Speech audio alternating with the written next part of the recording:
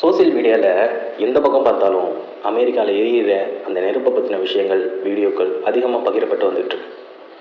எல்லாரும் சொல்கிறோம், அல்லாவுடைய கோபம் அமெரிக்கா மேலே வந்துருச்சு, காசா மக்களுக்கும் அவங்க செய்த அநீதினால இப்போ அனுபவிச்சுட்ருக்காங்க அப்படிங்கிற மாதிரி ஏகப்பட்ட வீடியோஸ் பரவிக்கிட்டு இருக்கு. உண்மைதாங்க, அல்லாவுடைய கோபம் கடுமையானது. அவனுடைய கோபத்துக்கு முன்னாடி ஒரு வல்லரசு நாடுனாலேயே தாக்கு பிடிக்க முடியலை அப்படிங்கிற போது சாதாரண மனுஷன் நம்மளுடைய நிலை என்ன யோசிச்சு பார்த்தோமா? கடமையாக்கப்பட்ட 5 வேளை தொழுகையை சரிவர செஞ்சிட்ருக்கோமா? இந்த நிலையில், இந்த நிமிஷம், இந்த நொடி மலக்குல் மவுத் நம்மளை சந்திச்சாங்கன்னா நம்மளுடைய நிலை என்ன?